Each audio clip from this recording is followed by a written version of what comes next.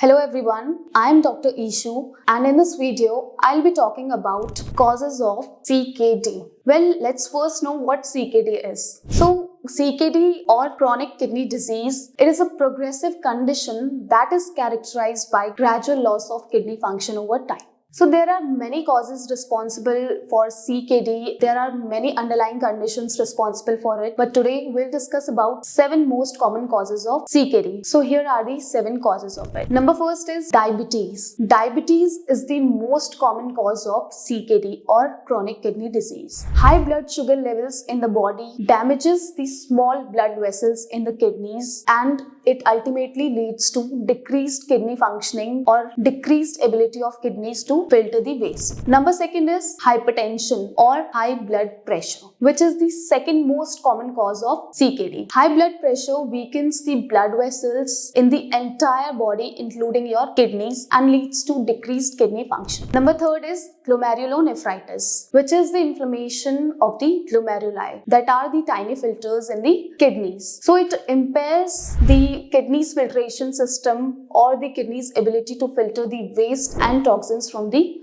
body. Next is polycystic kidney disease, which is a genetic disorder that causes the buildup of cysts in the kidneys. When these cysts grows big or too many cysts develops in the kidneys, it expands the kidneys and causes decreased functions of the kidneys. Next is your recurrent kidney infections. Chronic or repeated infections in the kidneys causes scarring in the kidneys and leads to eventual loss of kidneys functioning. Next cause is obstruction in the urinary tract. So conditions such as kidney stones, tumors or enlarged prostate causes the blockage or obstruction in the urinary tract, which causes the back pressure in the kidneys and eventual damage. Number 7 cause of CKD is your prolonged use of medications. So long-term or prolonged use of medications such as non-steroidal anti-inflammatory drugs, antibiotics or your chemotherapy, it can cause damage to the tissues of the kidneys. So these are the 7 most common causes of CKD or chronic kidney disease. So early detection is important, as CKD doesn't show any noticeable symptoms in its initial stages, and management of these conditions is very important, is very crucial in order to slow down the progression of CKD. Thank you.